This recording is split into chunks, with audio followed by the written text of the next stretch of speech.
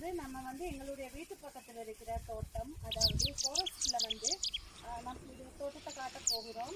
என்னென்ன மரங்கள் நமக்கு பலன் தரக்கூடிய என்னென்ன மரங்கள் இருக்குன்னு சொல்லி நாங்கள் பார்க்க போகிறோம். இப்போ நீங்கள் பாருங்கள், பலா மரம் இருக்குது. இப்போ பலா சீசன் இருக்கிறதுனால காய்கள் அங்கங்கே காய்ச்சிருக்கு. அதில் இப்போ தான் காய் வர்றது, பலா பிஞ்சு வர்றதுக்கு ஸ்டார்ட் ஆகிருக்கு. இப்போ சின்ன சின்ன காய்கள் அங்கங்கே மரம் ஃபுல்லாக இருக்குது. இன்னும் ஒரு 2 மந்த்ஸில் நாங்கள் நிறைய பலாக்காய்கள், பலாப்பழம் போன்றவற்றை நாங்கள் பயன்படுத்தலாம். இங்கே மாமரம் இருக்கு. இன்னும் மாமரத்தில் காய் வரலை.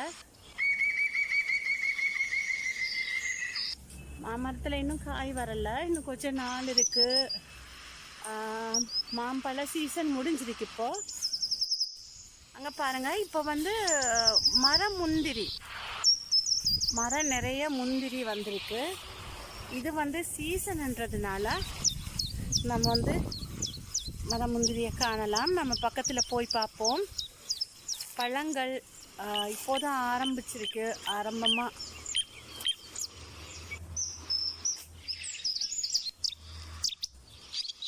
இப்போ நம்ம தோட்டத்தில் விளைஞ்சிருக்கிற மர முந்திரி பழங்களை நீங்கள் காண்கலாம்.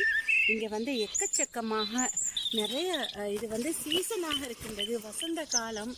வசந்த காலத்தில் உங்களுக்கு தெரியும், நம் நாட்டில் மரம் முந்திரி விளைச்சல் எப்படி இருக்கும் என்று எல்லோருக்கும் தெரியும். எனவே கடந்த வருடம் கூட நான் வீடியோக்களில் உங்களுக்கு காட்டியிருந்தேன் மரமுந்திரி தோட்டத்தில் விளைச்சலை பற்றி.